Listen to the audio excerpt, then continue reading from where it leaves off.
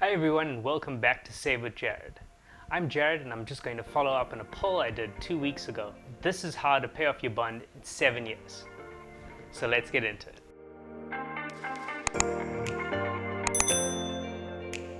Having a bond is one of the biggest financial commitments that we're probably ever going to have in our life.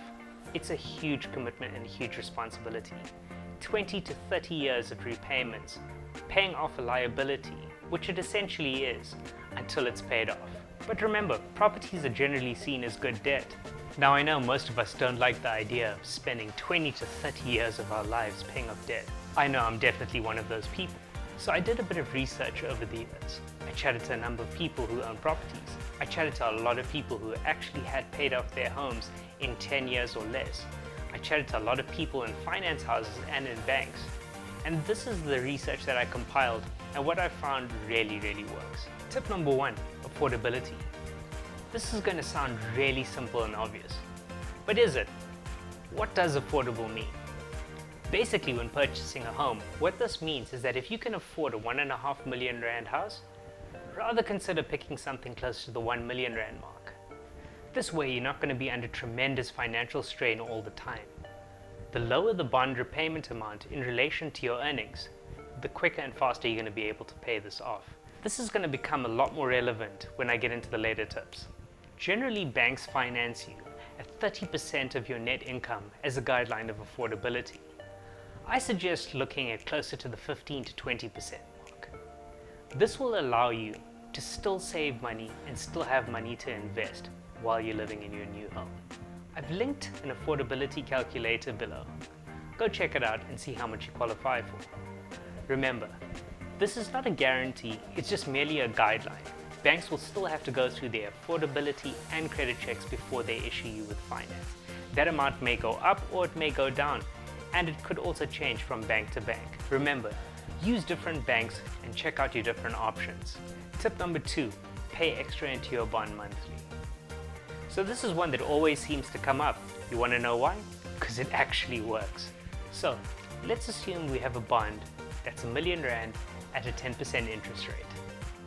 Your repayment should be roughly 9,650 Rand per month. Now, how much would we have to put in extra to get it down to 7 years?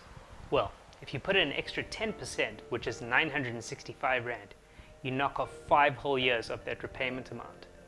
But now, if you up that to 16,000 Rand per month, you can definitely get closer, and guess what? You're going to be at that 7-year magical number. Do you know that on a 20-year bond for R1 million, you'll pay back 1.3 million Rand in interest over the period? So that's not 1.3 million Rand in total, that's 2.3 million Rand over the 20-year period. By paying it off in 7 years, you can knock off 900,000 Rand of interest over that period. By paying off your bond in 7 years, you're going to reduce the amount of interest you owe by 900,000 Rand. That is a massive save. Remember, also try to add in all your raises and pay increases that you receive on a yearly basis. This will really help knock off that even faster. Tip number 3, pay earlier in the month. Now I know that this is something that is not going to be possible for everybody, but you can try. Interest is calculated daily, so even paying a week earlier really helps get your interest payments down. Most banks have something called a reconciliation date. This is a day in which the bank calculates interest for the month. Remember, this is calculated on the outstanding amount of your bond. A bond works on something called an amortization schedule. Remember, your bond is not like your personal loan and your credit card. Those are calculated month to month based on your outstanding installment. Your bond interest is calculated 20 years in advance upfront. I've put up an amortization schedule on your screen right now. If you see over the first few years, almost 7,500 Rand of the 9,600 Rand is going straight towards interest. You're barely even scratching the surface of the capital repayment. Pay earlier in the month and you will see that that will help reduce your interest rapidly. Tip number 4, budget. Now this comes up in every single one of my videos, and there's really good reason for it as well. When you are taking on something of this magnitude, every single cent is going to become important to you. How you spend your money becomes more and more important. Revise your monthly budget and go through it in detail. Really see how you can save yourself some money and reduce that list of unwanted expenses. For those of you who haven't seen my videos, check the link below and also look on your screen. There'll be 2 of my videos coming up on how to save money. Take a look at those, or you can download my ebook. This all comes down to some good budgeting and a little bit of discipline. It's as easy and as difficult as that.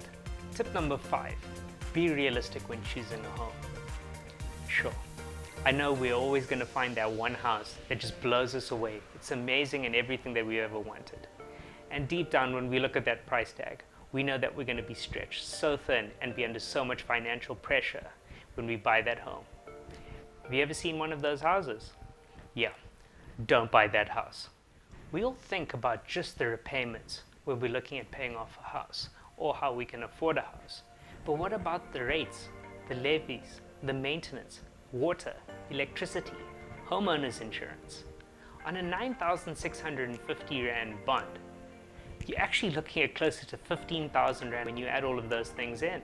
You really need to make sure with the repayment amount, especially with all the extra bits and pieces. These can sometimes come up to about 50% of the repayment itself. Rather look at buying smart. Look at a new development coming up in the pre-build phase. That way you're going to save a lot of transfer costs, and you're also going to get a far higher rate of return on your money that you've invested into a new property. A lot of these developments will give you a really good pre-launch price.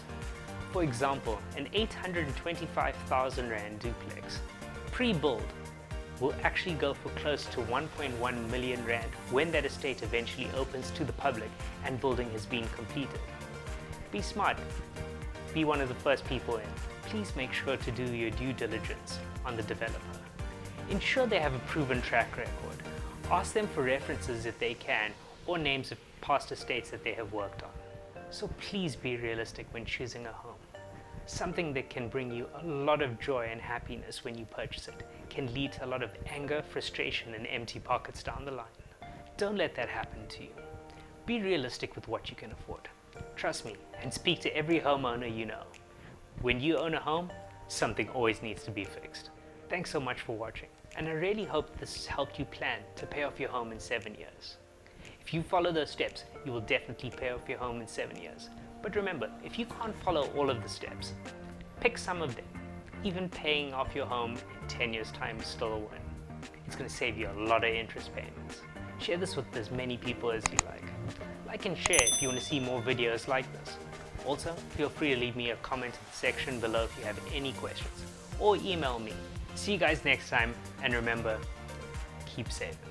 Just a quick insert. I really hope everybody is safe during this time with this virus that's spreading throughout our planet. Let's do our bit.